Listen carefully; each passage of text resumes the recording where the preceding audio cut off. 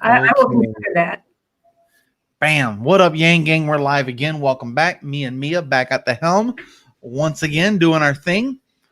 So tonight we're going to start with our tonight we're going to be talking about the first thing we're going to cover is the fourth stimulus check is being pushed out there. And then next we're going to talk about how a CEO and how a CEO at a firm gets 320 times more than their workers.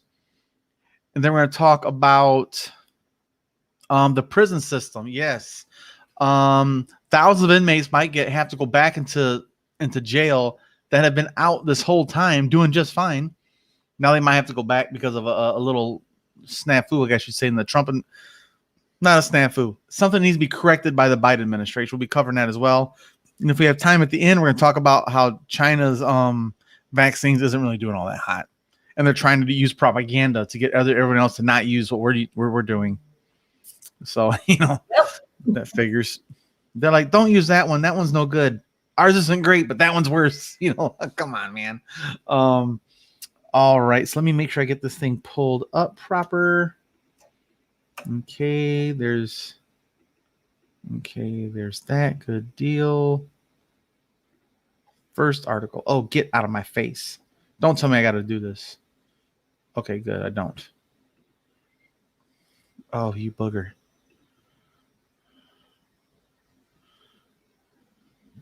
There. Now I feel better. Oh, piss off, Saki. Saki. Oh, stop it. There we go. See, that's why I like all these computers. They keep jumping around their ads and shit. It drives you crazy. I understand, though. They got to make money. I get it. I really want to do Biden's portrait for the White House in his mask, now that I saw that picture. Oh, his presidential statue with a mask on? As long as it ain't of him tripping up the stairs, that's all I care, Heck, if they show Trump's little railway thing at the same time alongside it, I don't mind. No, I think it's better if they put the toilet paper stuck to the bottom of his shoe and he's going up the Air Force One ladder. That'd be just perfect. Tool. Alongside each other. It's okay. We should all be aware of how stupid our leaders are. Yes, we're grossly aware now. Okay, so let's go ahead and start with the fourth round stimulus one. Okay, you ready, Mia? Absolutely. Let's do this. Bam. What up, Yang Gang? Welcome back. Today is the daily news, and what do you got on the low for the fuck off voice? Okay. Snip. Bam. What up, Yang Gang? Welcome back. This is the low. We got your daily news with me and Mia Songbird here, or Dunford. I keep saying it wrong because your Twitter handle. Fuck off voice. We'll do it again. I'll just say Mia. Mia's fine with Mia. Yes. Bam. What up, Yang Gang? Welcome back to the low. We got your daily news tonight, and I'm back at the co-helm here with Mia. What do you got on the low for us tonight? Tonight, we're going to be talking about how the momentum for a fourth stimulus check is growing and gaining steam, with over 70 lawmakers calling for more payments. Yes. Yeah. Let's check out this Newsweek article. And you had some bullet points, right? Because this is a pretty lengthy article, I imagine. Yes, I do. Okay. 74 congressional lawmakers have pushed for recurring checks until the end of the pandemic. Representative Ilhan Omar of Minnesota and 52 other House Democrats sent a letter to the president and vice president pushing for recurring stimulus checks in January. The letter endorses payments until the economy recovers, with equal payments to adults and dependents. In other words, no means testing. Right. One more check is not enough, and another one-time round of checks would provide a temporary timeline. But when that money runs out, families will once again struggle to pay for basic necessities. Is something that Ilhan Omar. That's my turn to mess up. I lost my train of thought. That's what Ilhan Omar wrote. Yeah, she was saying that. Ilhan Omar was saying all that stuff that I was saying there. I'll just snip that part out altogether.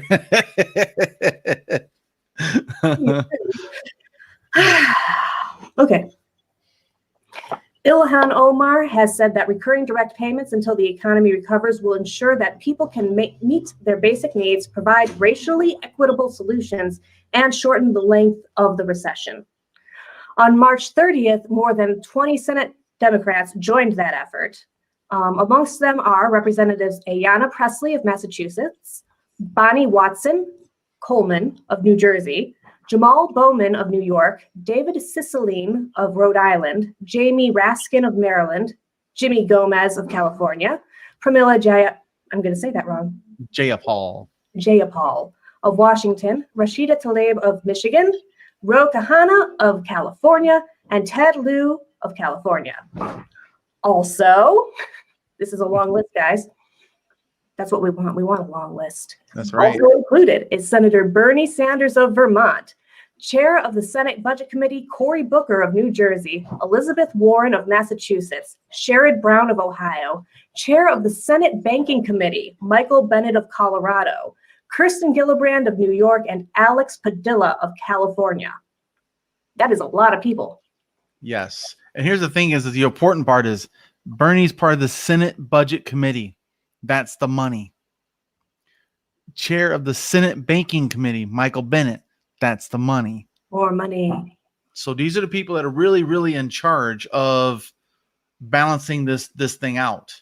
And it's just great to see more support without us having to go freaking bonkers on them, you know, on whatever, you know, platforms or whatever, putting pressure. And it says the targets for the next relief package is another $1.9 trillion relief that includes another one-off $1,400 checks. The senators asked Biden to deliver recurring checks in his next relief package, though.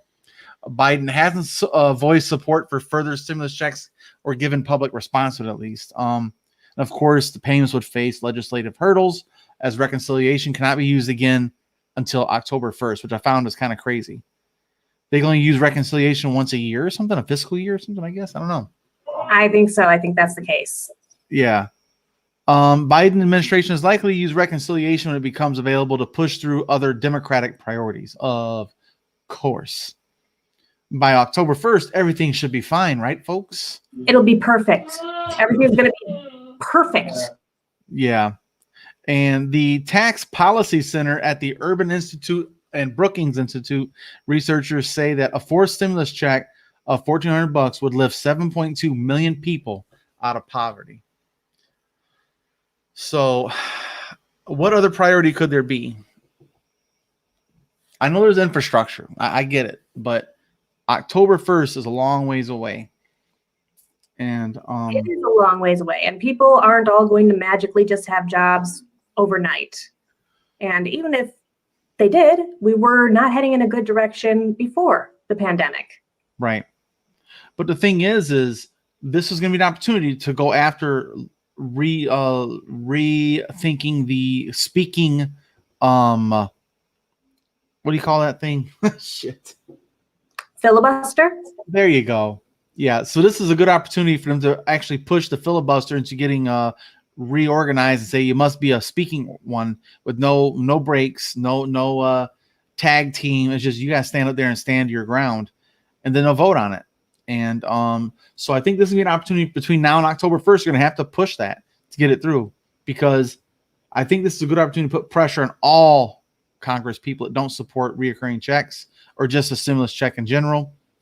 So that's what I'm kind of hoping for. Is this going to be kind of a fork in the road here? Or are we going to do the right thing and at least tweak the filibuster? They can't say filibuster, haha, and just go home. You know what I mean? Like, no, you got to earn that shit. And just like even Moscow Mitch said, this should be a painful process, not just easy peasy, you know?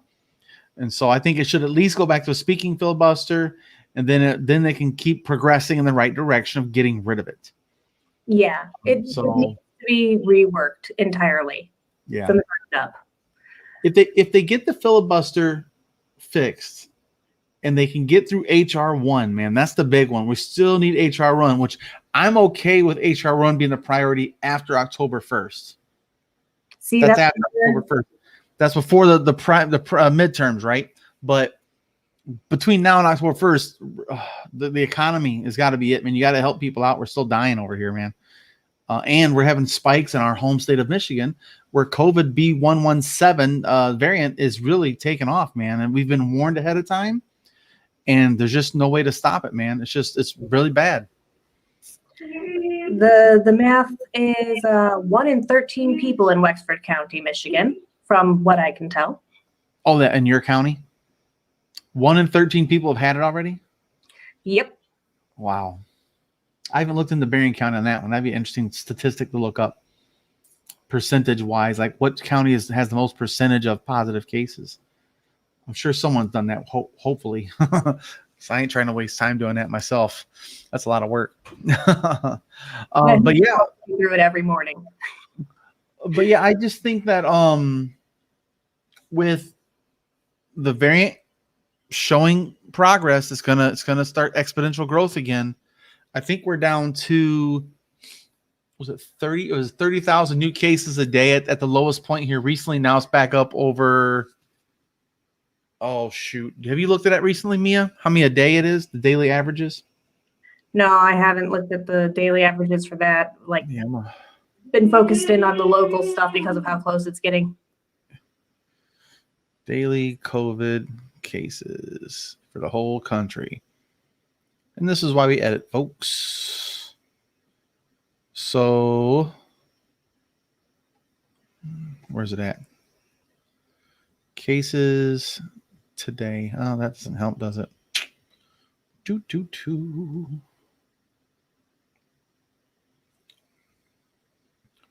Okay, so that doesn't help either, damn it. Let's just say today.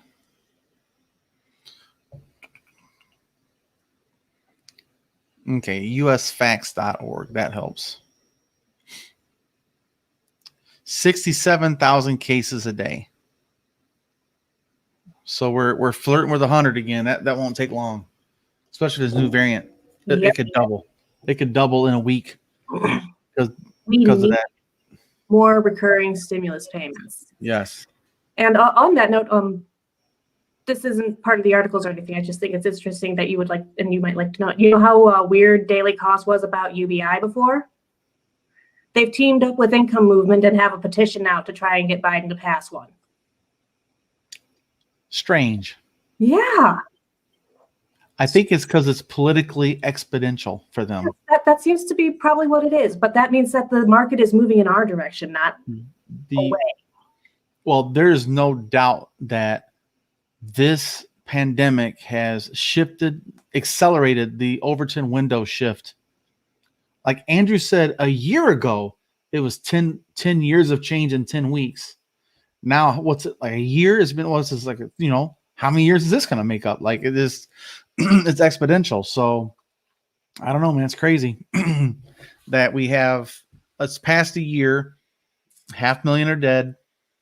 Still got deniers out there that I've had some trolls on Twitter saying that COVID hoax. And I'm like, holy shit, burger. You've got to be kidding me. One person said it's 5G radiation sickness or something like that. I don't know. I never know when these people are serious or not too, because half of them aren't. Like there's this guy I actually looked at his account, his Twitter account, and it showed he had his own website, and there's a big conspiracy. It's like an Alex Jones wannabe.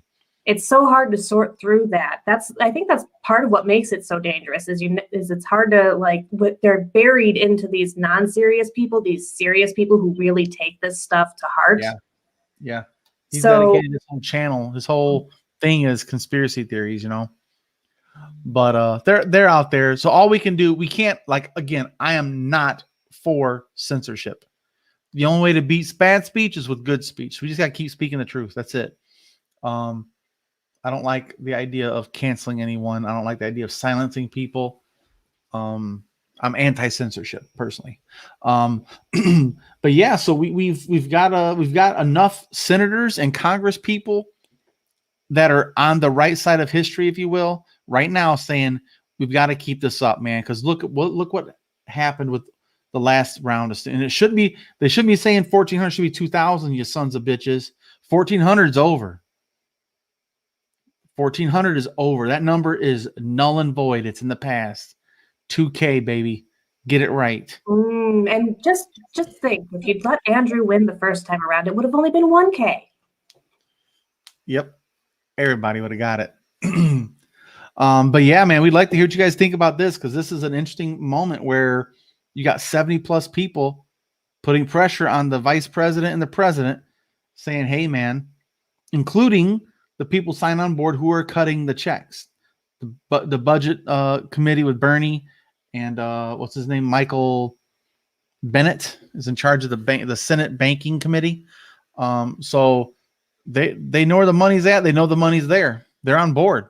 The money is there, people. That's just the way it is. But yeah, definitely let us know what you guys think about that in the comment section while you're here. Give the video a like, give us a thumbs up. You like this type of content. If you don't, give us a thumb down. Let us know why. Don't be a punk. I don't agree with that. Tell us how awesome we are. That's true. What you need to say. You need to tell us how awesome we are so that we keep doing this every day for you, because we love you and we want you to love us. Yeah, I'd love to do this every day. I wish this was my job. Honestly, this would be inspiring work. That's for sure. But yeah, guys, thanks for joining us, man. We'll see you guys next time. And like always, gang, gang. All right, cool. Okay, so now we'll jump down to the CEO, and we'll keep it in the money aspect. CEO of U.S. firm earns 320 times. God bless it. Oh, there's the article. Yeah. Let me copy and paste that. Important little note to get in there for sure. The specific Jamel Brown. Yeah. For him, it's 1,000 times more. For him, yeah. Yeah, because he's not the mean employee. So it's important to point out that that's the extremes of the instance too, I think. Wow. Got to make sure to get that one in. Yeah, we'll make sure we highlight that. That's just an average. Mm-hmm. God dang, man. That is just unbelievable, man. Oh, kill that damn thing. He's a technician too. Yeah. He's not like a janitor or something. They don't value him, man. Nope, they don't. Okay, so the next one, what are we going to call this one? CEO firm 20. I got to think of a title for this one. This is going to be tough. I also want to clarify that I don't mean that to be dismissive of janitors. They are also very important. I was just trying to say that as according to the hierarchy that we have currently economically, I would think a technician would be paid more. Yeah. Let's see here. So what to think of a title for this one? This is a tough one. So it's NBCnews.com. Okay. All right. You ready for the next one? All right. Bam. What up, Yang Gang? We're back for another daily news article. And today we're talking about the NBCnews.com article that covers the fact that the CEOs of most public U.S. firms earn 320 times as much as the average workers, not the lowest, but the average workers. So specifically, there's an employee of the month. Here, let me bring this up for you guys while I'm bullshitting. So here in this article, it shows an employee of the month at a Missouri hospital got a $6 coupon after surviving COVID as a frontline worker in a hospital. And the CEO of that firm that owns the hospital got $30 million. Come on. That is gross. Okay. Let's just, okay. Now you go ahead, Mia. Sorry. If I got it. Okay. Oh, muted. Whoops. There you go. Wonder how long that was going. Sorry. Okay. The hospital that he works at is owned by the corporate giant HCA Healthcare. He's a technician at a research medical center in Kansas City, Missouri, and he contracted COVID-19 on the job. After quarantine, he returned and was named Employee of the Month and given a $6 voucher, like Boyce was saying there. He makes a total of $13.77 an hour. He hasn't had a raise in 2 years. He's worked there for almost 4 years. And from what he says, it made him sit back and say, this place doesn't care for me. And that is I would say that he's being kind to them. Crazy. That was very very nice of him to say it that way. So I'm sure he had other choice words. Oh, yeah. Well, the thing that's specific about this, it's a profitable, publicly traded network of 185 hospitals and 121 freestanding surgery centers in 20 states and England. And for the year of 2020 with COVID-19, the company generated $51.5 billion in revenue, increased its pre-tax earnings by 3.6%. Its shares are up by 14% this year versus 10% on the Standard & Poor's 500. And what the hell? S&P, that's right. Standards & Poor, S&P 500 index. So unbelievable. He got a $6. It wasn't even like a $6. It was a voucher. Just a kick in the nuts. Yeah. 30 million. Yep. $30 million. And the CEO of that company got a 13% raise in 2019. Whoa. Technically, his salary was 5.8% lower in 2020 than it was in 2019, but his compensation package still equaled 556 times the compensation received by the median employee. The average employee makes just under 55 grand a year, and that CEO probably makes that per week. Yeah, and I found this particularly ironic. The spokesman for the company that Samuel passed off to give a statement instead of himself says, "We value our colleagues and the work they do to care for their communities. And we are committed to offering competitive compensation benefit packages as well as opportunities for professional development and career advancement." Okay, I just did the math, okay? $30 million a year, that's $600K a week. So in 1 week, that CEO makes more than 10 employees' annual salaries per week. That's 600 crazy. grand a week.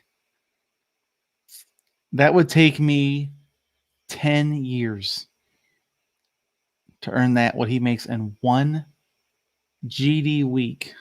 That's how, and again, guys, this is a profitable conglomerate. 185 hospitals, 121 freestanding surgery centers in 20 states and in England. It's an international company. Publicly traded. They're all about the money. And they will leech you and slowly bloodlet you until you just give out. It's blood money. So what is this graph? Okay. I don't know what the hell that's a weird circled graph. That doesn't make any sense. But yeah, God damn. It's Maybe just crazy. Is there another circle underneath? No, just that one. It says the median is 54. Oh, I see.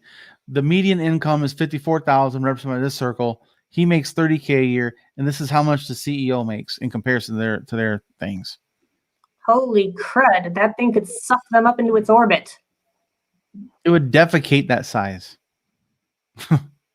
Little nuggets. He probably pays that much in taxes a week. That's no moon. Man.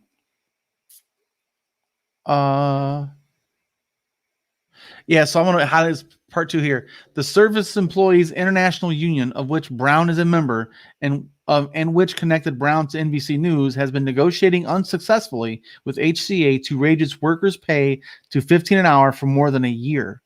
NBC News questions HCA about Brown and his colleagues' pay in Kansas City on March 31st. Later that day, the company agreed to raise its wages to $15 an hour. blah blah blah blah. That company employees in other areas didn't get the pay increase. So only the one place got that. Only the squeaky wheel got the oil in that moment. Even though obviously the problem was a demonstration of an overarching theme. Yeah, and so it also kind of shows some other companies here.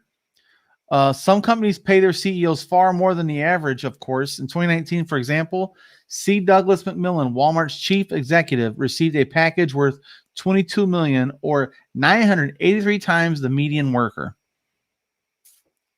And then here's this lady here, Cynthia Murray, they show here, a Walmart associate in Maryland who has worked for the retailer for 20 years of her life. She makes $15.27 an hour and is a member of the United for Respect, a nonprofit that advocates for retail workers. My raise this year was 30 cents an hour, she says. Walmart is one of the richest companies in the world. Why shouldn't they take some of that money and give it back to raising workers' wages? Clearly. 30 cents. So 30 cents times 50 weeks. So that's about 2,000 hours, right? So that's like a $60 raise or $600 raise for the whole year. For the whole year. $600 more dollars a year. That's it. 600. That's not enough to even.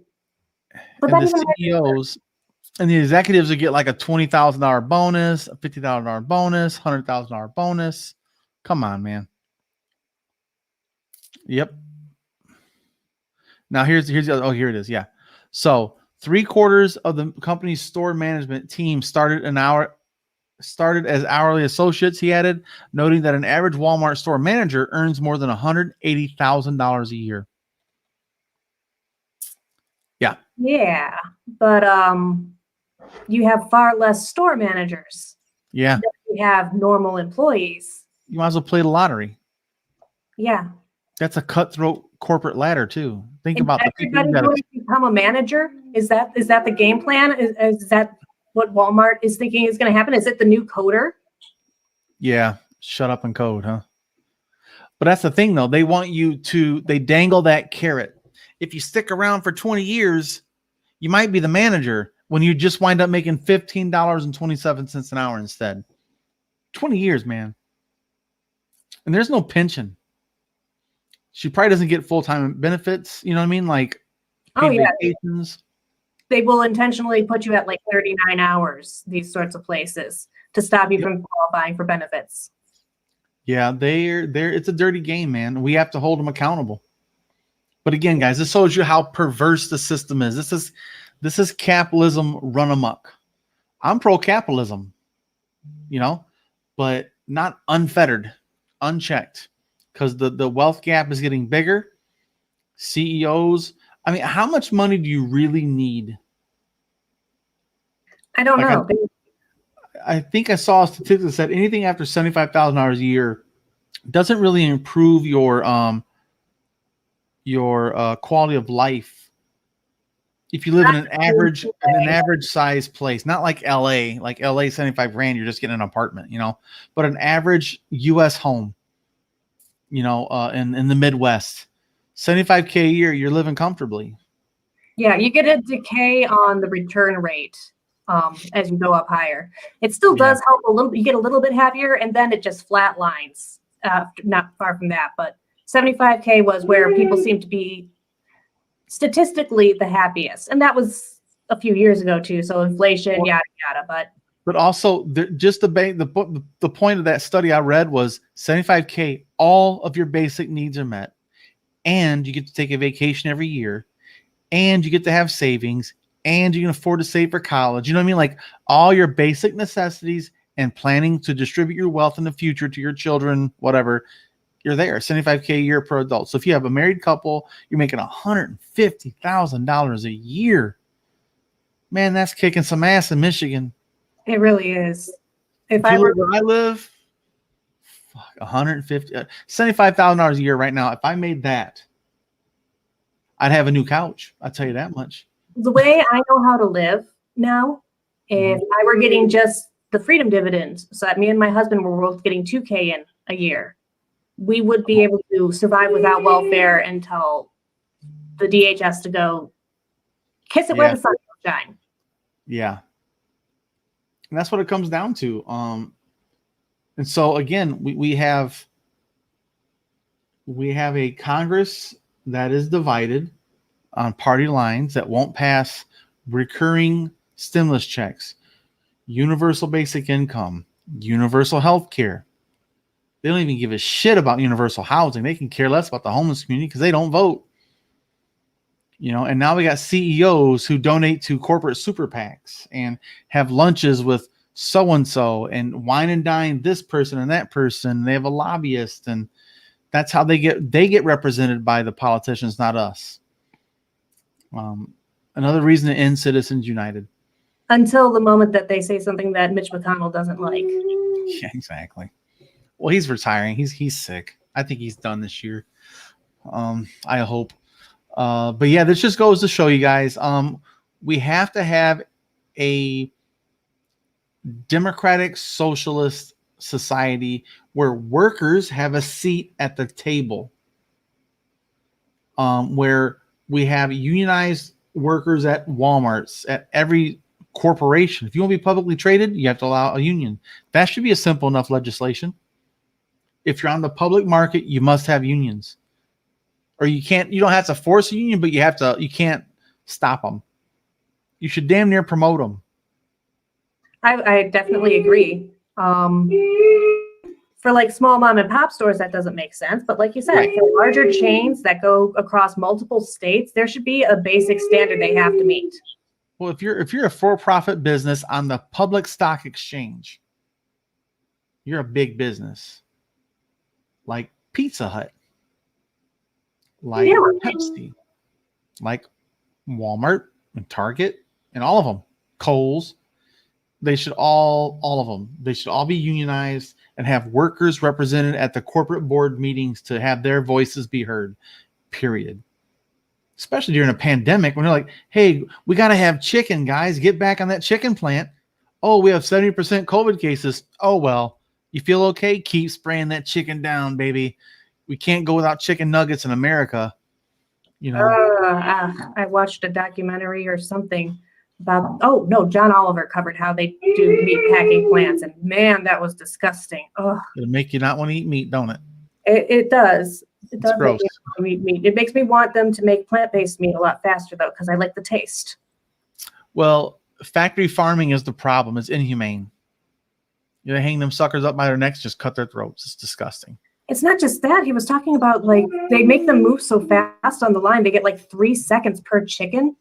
And the most common worker injury is them slashing each other across because they're moving so fast. They can't even, it's terrible. Not just what happens to the animals, the way the workers are treated too. Oh yeah. Yeah. Well, that's the thing. Yeah. My dad worked at the Tyson's chicken plant in Arkansas before he passed. And, he's just literally spraying down chicken carcasses with, poisonous, disinfectant, because of salmonella and stuff. So they skin them, hang them up, and just stand there and spray these chemicals in the air. And what do you know? He died of lung cancer. It's not like he didn't smoke, but still, there's some hazardous stuff. And he talked about his respirators didn't fit very well. I'm like, you're sucking in poison, man. But yeah, that's what we're up against, where we need safer work environments, and we need this way. If we had a proper representation where workers were part of the decision-making process by representative democracy within the union as well. You elect someone to represent you. They go up there and they negotiate and say, listen, this is an unprecedented, historic pandemic. Let's talk safety before you put us back in danger. Wish they didn't have that, but it should be there. So this just shows why that's so important. 320 times the pay. Yeah, and in the case of the further extremes, up to 1,000 times. And Jamal, up to 1,000. 1,000. So that one CEO is making more money in a week than 1,000. No, it'd be 100 per week. So $600,000. No, sorry, it is 1,000. So The one CEA almost 600 grand a week, while the average worker makes under 55 a year. Come on, man.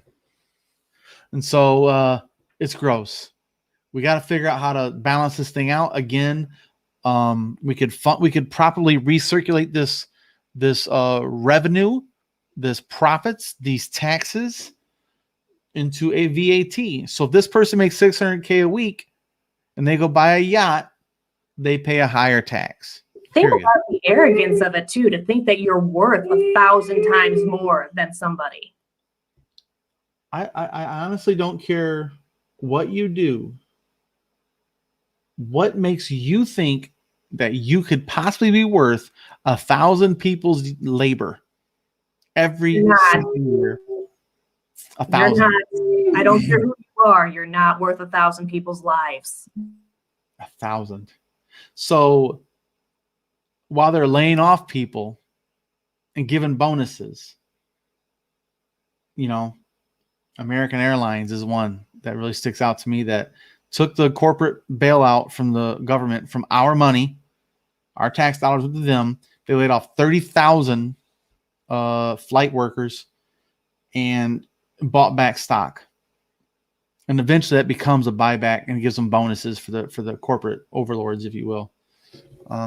Typical. But yeah, so that's disgusting. I work for a big healthcare company too, but we're a nonprofit. Not that you would notice, because we keep building new hospitals. And I bet you our average wages aren't $55,000 at our rural hospital. We're a rural. I bet you the average pay is about 35,000, 40 at the most. I'm gonna look that up. That would be interesting to have your NPO healthcare compared to these big profit ones. Yeah, right. But it all the thing is about having a nonprofit employer is all their wages are public information. I can look up and tell you exactly how much our CEO makes. Every VP, it's all public information. That's okay. The dog's getting fired up. Yeah, I need a moment. My son just got back from McDonald's. He works there now. Right. Speaking of evil corporations, one of them is stealing my son's life as we speak. Oh, it's clogging his arteries. All right, we'll go and just wrap this one up real quick then. All right. Well, guys, let us know what you think about that in the comment section. I know there's nothing positive to say about this, honestly. The guy got exercise in futility, right?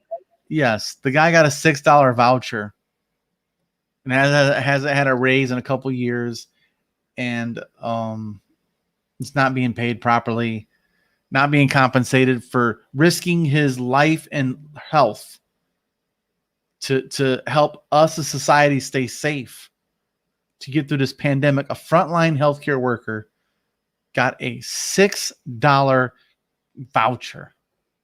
And this story plays out thousands of times over and over again. The outrage is upon outrage. If you were to touch every single person's lives, you would find similar stories, similar situations that would make you want to just throw up. Yeah. While you scream at the top of your lungs. We cannot even begin to cover the suffering that actually exists. But we can empathize with a few people and hope that it touches some people's hearts. Yeah, so this is just Jamel's story, and I feel for the guy. He's doing what he's been told to do. Get a good job, work, you get ahead. Bullshit. You work for a for-profit hospital. Oh, boy. Anyway, let us know what you guys think about that in the comments section. And while you're here, of course, give the video a like. If you don't like, give us a thumbs down. Let us know why. And make sure you hit that subscribe button and ring the notification bell to get alerts for upcoming videos. And thanks, and we'll see you guys next time. And like always, yang gang. Boom. All right. That one pissed me off just thinking about it. Yeah, there's the CEO thing, man. That's the greed, man. What can you spend $600,000 a week on? I don't know. I've seen things that are for sale that make me angry. That makes me even angrier that there's somebody out there making things for these assholes. Like there's somebody. Oh, I saw I saw like $1 million dildo covered in diamonds. Yeah. That exists. That shouldn't exist. That shouldn't exist while they're starving children. No At all. kidding. Well, it's just, you can't make sense out of that one. No, it's just there to make everything terrible. That's what it exists Yeah. for. I mean, it can't possibly be comfortable either. It's not practical. Well, you've got these people who make meals with actual gold flakes on them too. Mm-hmm. So you eat and poop gold. It doesn't make sense. Why does that? Why? Why? When there are people. What up, President Manny's back to tell me what up. But yeah, the more we hear about these people being disrespected and not getting truly equal representation with their politicians, equal rights or equal pay, it's pathetic. And that guy looked like he was not some spring chicken either, you know? How is he supposed to save for retirement? There's no pension in that for-profit hospital. No, there's not. No pension. They're just going to make money until you die. Yep. Like people like that wind up dying at work because they can't afford to stop. Just like at that one article we covered just about a week or two ago about that in Alabama, that the Amazon center, that lady died of a heart attack at work because it was so hot. She died of heat exhaustion and a heat stroke and had a heart attack at work. In her 70s, still having to work at an Amazon factory. I don't mean to be smiling at that. My son's coming in and offering me a hamburger. That's okay. We're just BS in between. Perfect. I just realized that it might look kind of strange that I'm sitting there like with this big grin while you're talking about a chick dying. Hamburger made me happy, not dead person. Oh yeah, we got that thing tomorrow night at 7:00. I can't name. Yes, the thing that you cannot name. That's right. I'm gonna say it out loud. Okay, so let's look at the next one here. Let me pull up the article. Per Reuters. Oh, this one's gonna piss me off too.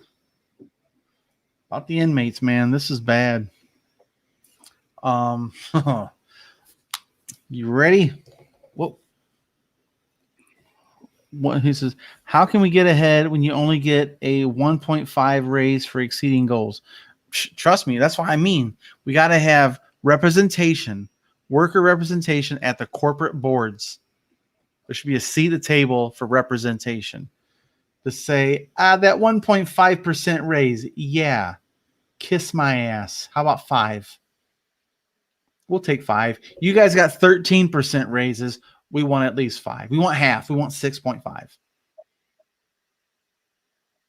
When they make so much money, think about that. That one person's raise of 13% is millions of dollars. Now you take millions of dollars, you divide it up, and he gives all the people, and everyone's happy. You keep your job. You're still making $22 million a year. You can't possibly even notice past a certain amount of millions, right? Like you can't. I know that there are certain billionaires who say they just want to be taxed more because they can't possibly spend all their money. Yeah. And Hardy has a good point. I actually heard about this too, Hardy. I like that in Germany they have a thing where half the company's board of directors have to be elected by the rank and file, which is representation. It's people from within. Half the board is the workers being represented. So it's kind of like Senate and the Congress. They got to work together or nothing goes forward, man. I love it. Germany, funk Germany, but they got their shit together on that front. You know, I mean, everybody's got their pros and cons. We can't preach. Yeah. We let 500,000 people die from COVID. So, and that's certainly not the worst of our sins either. That's just the thing we did to ourselves. That's just recent history. That's just us stepping on our own feet, not the stuff we've done to other people. Yeah, exactly. Yeah. We got genocide to talk about. But yeah, so the next one's about the prison. Thousands of low level. Okay, yeah. Okay, so I'll throw this one in. Yeah, and that's a very good point, Hardy Hat. You should come on here to fucking do the show with us then. Germany's a world leader in engineering and trades because 60% of their high school graduates go into trade. I remember that statistic from the campaign trail. Thank you, Andrew Yang. It's actually part of the reason why I started encouraging my son to go for a paramedic's job and get vocational training there instead of going through the college thing. Because electrician. I'm trying to get my youngest son to go into elevator electricians. They make about $45 an hour starting out. Nice. 45. He'll make more than me as soon as he gets the asshole. Wow. But it's a 4-year trade, so you got to work your way up. But I'm sure he starts out probably making $15-20 an hour. Yeah. And it's a skilled trade. My Toby's looking forward to trying to go for being a helicopter paramedic, like the emergency guys. That's what he really wants to do. So he can go fly. into nursing. Go into nursing and be a flight nurse, man. That's a hell of a job. I got a friend, his name is Manuel. He was thinking about going into nursing just so he wants to fly in a helicopter and be a flight emergency flight nurse. That's a high octane job. I would enjoy that too. Cause I like the fiery thrill. Yeah, he got the idea from playing GTA. Yes, I want the real life stuff, like that'd be a cool thing. While I sit behind my desk and don't do anything, but we all have those kinds of ambitions. The ones if we had an infinite amount of time or money. Yeah, if I could start over at 23 when I got in the military, sure. Now, hell no. I ain't climbing on a damn helicopter right now, man. I got better shit than Jesus. But yeah, okay. Let's knock the next one out. We're going to talk about the inmates. All right. Bam. What up, Yang Gang? We're back. And we got Mia, of course, here alongside me. What do you got on the low for us today, Mia? Well, now that I've scrolled all the way back up to the top. Today, we're going to discuss how thousands of inmates were released during the pandemic, and they may have to be put back into jail afterwards due to a ruling by the Justice Department just before Trump left office. Yeah. Well, and let's also be 100% accurate. They're released to go home with house arrest, with a monitoring bracelet and all that stuff. So think about how much cheaper that is on our tax system. Go home.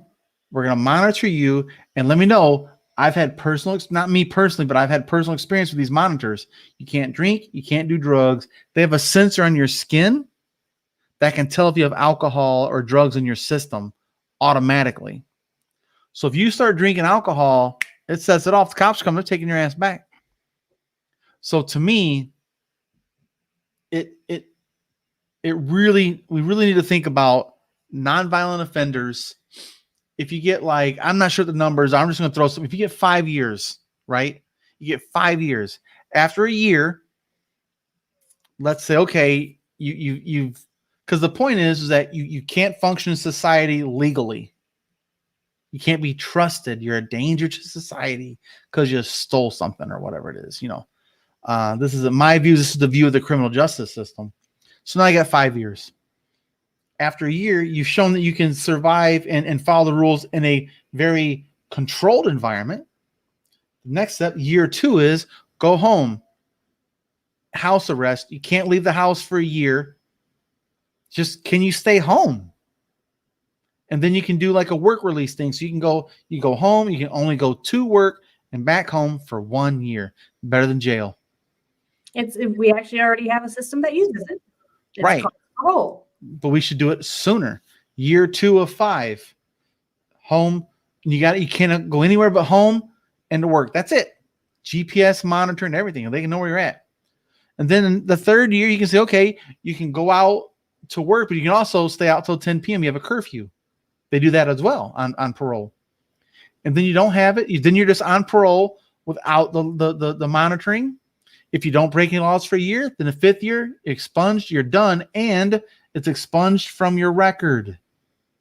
Absolutely. Now you're employable.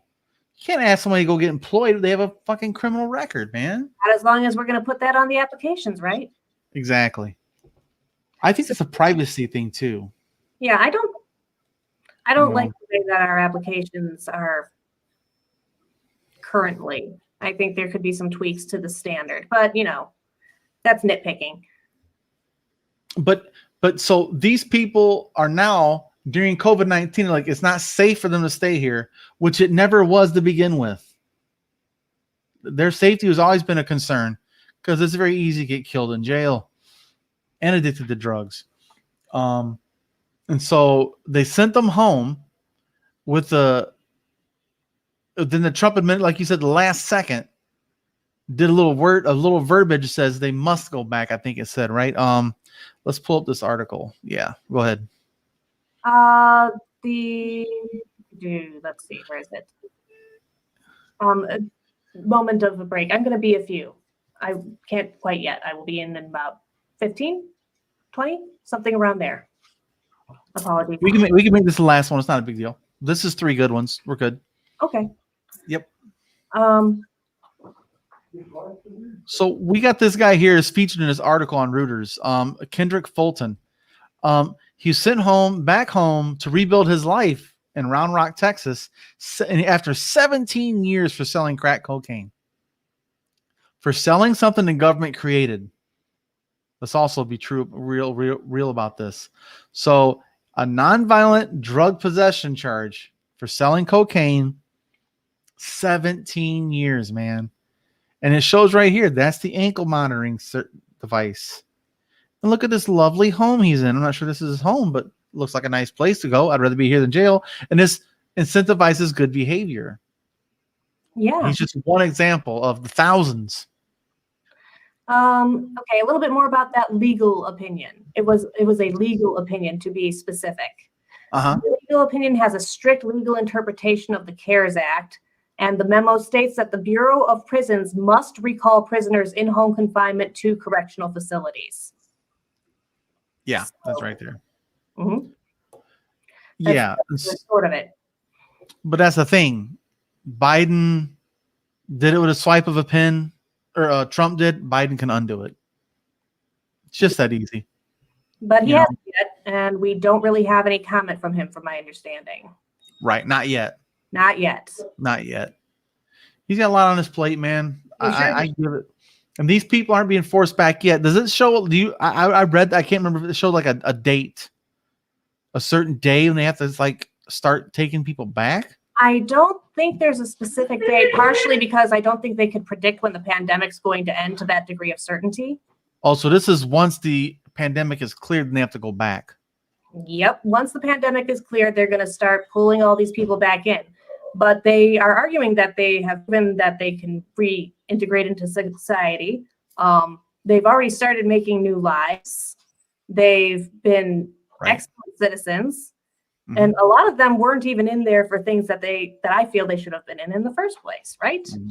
So it also says in the article that the what's it called? The prison people, the spokesman at the Bureau says that they declined to answer further questions, but a union official who represents correctional staff, again, guys, union, correctional staff representative, he said he believed that ordering everyone back to prison would be logistically impossible. He says, we don't have the staff.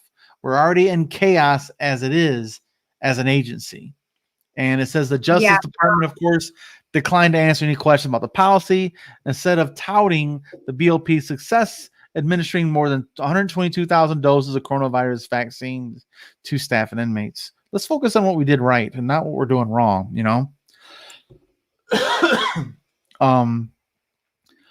But it says the BOP continues to evaluate the scope of home confinement policies that also have helped to address COVID-19 concerns. Come on now. Well, I mean, if you want to interpret that generously, you could say, well, one of those policies that's helping is not having inmates. Yeah, it's not healthy to have COVID-19 and they're full of people like sardines. Yeah. And it's not healthy to have people in those conditions, generally speaking. That's pretty much, the cells are tightly packed. You're not providing them with excessive amounts of personal care products. You make them buy them out of what little they make off of their own money or get Yeah. in care packages. It's not a hygienic place. Mm-hmm. A good place to get a new coronavirus, not coronavirus, but a new virus, Variant. new bacteria. It could be anything. Well, it also says here we have another great representative, Bonnie Watson Coleman. We've mentioned her before already once, along with 27 other lawmakers, mostly Democrats, sent a letter asking Biden to act so people won't have to return to prison. Here's a quote. We urged you to use your executive clemency authority or direct the Justice Department to seek compassionate release for people who have demonstrated they are no longer need to be under federal supervision.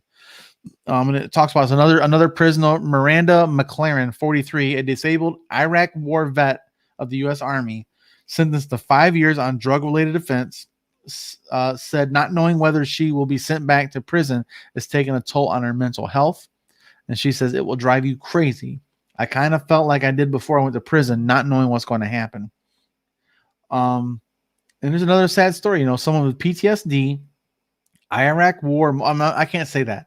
Someone who has a high risk of PTSD and a disabled veteran from the Iraq war, which most likely leans towards PTSD, has a drug problem, and then they're going to put her in prison for 5 years. And again, she doesn't know if she's going to go back almost like to a warlike environment. Yeah. It's incredible. So I hate to see veterans in jail. I hate to see veterans addicted to drugs that winds up in jail.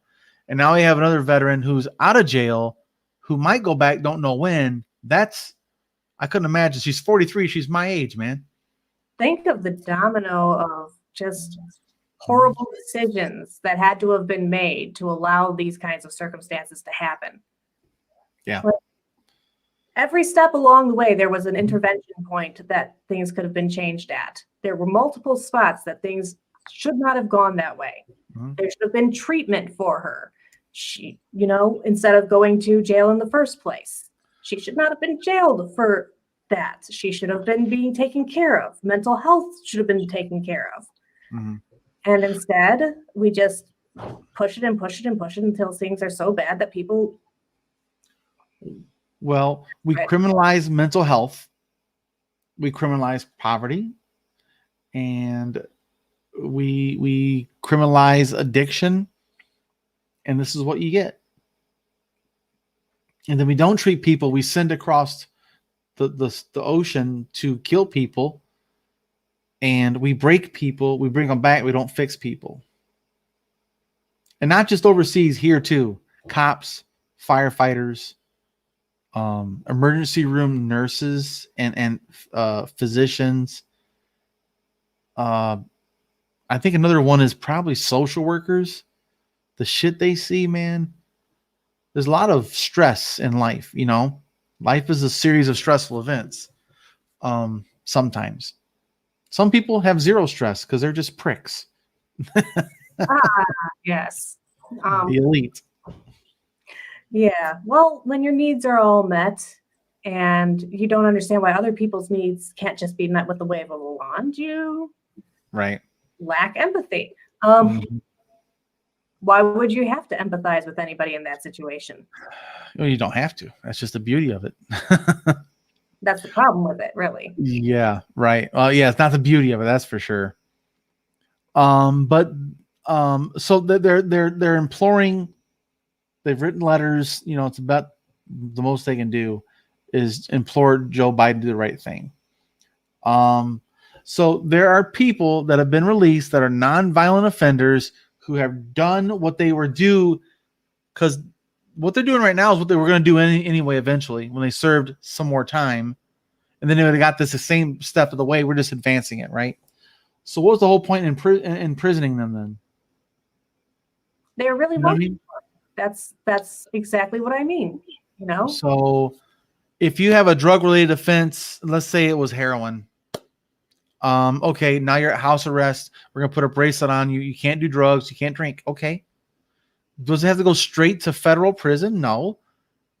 So I think we need to really rethink this whole trajectory, The straight to pipe prison. stuff. Yeah. Oh, yeah. Well, the high school to prison pipeline is a very profitable business. This is a for-profit system. Another problem. They're not making enough money with you at home. That's the problem.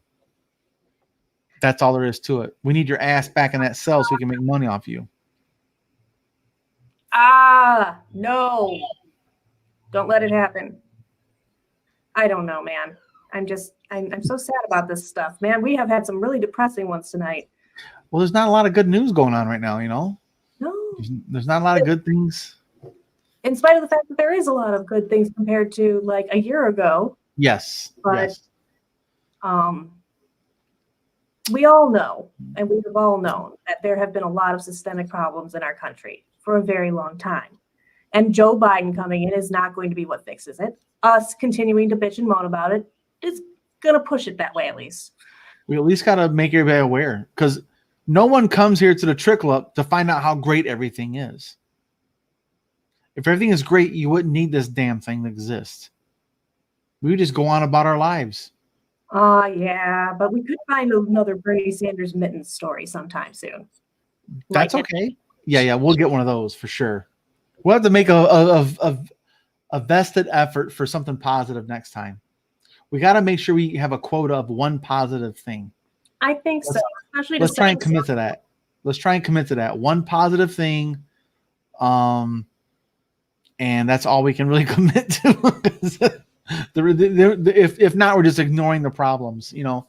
But we'll make a commitment, guys, to make one positive thing. And what would help us is if you guys sent us DMs about something positive in your neighborhood, in your state, in your county. Just help us find some positive things. And actually, down here in the comment section, this is one of my kids I used to coach in wrestling in high school when I got out of the military. His name's Moozy. He's one of the best athletes I ever coached. Veteran as well. Did MMA. Good people, man. Wants you to do some training. What's that? Wants you to do some training. Oh, yeah. Moozy wants to come murder my ass. He's a fucking action figure now, man. That kid's built like a for real action figure. And by kid, I mean like 30-something years old, but he's still a machine. He was because I got to coach him since he was in like 7th grade all the way up through high school before I had any kids, you know? So he's like the son I never had type of thing. And I just got to watch him grow into a badass, man. Great kid, man. Anyway, what up, Moozy? Love you, kid. I think that we should sign off. I've got a little bit going on in the side room there. Okay. Yeah, not a problem. Yep. Okay, guys. So if you can think of a better way of doing this, let us know, because I don't see another way. We've got to employ this type of strategy from here on out. Not just COVID. COVID is a problem, but so is everyone's health and safety in a prison.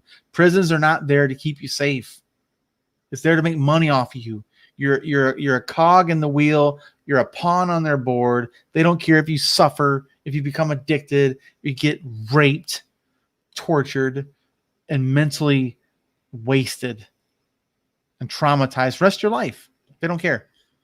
So hopefully there's a better way of doing this moving forward, you guys. And thanks for joining us. And let us know what you guys think about this in the comment section. Leave a like if you like it. If you don't, give us a thumbs down. Let us know why. Don't be a punk. Leave a comment. Let us know why. But thanks for joining us, guys. See you guys next time. And like always, Yang Gang. All right, Mia, you go ahead and take care of the little guy. Okay. You guys have a good night. All right, guys. Take care, man. See you guys around, man. Love you guys.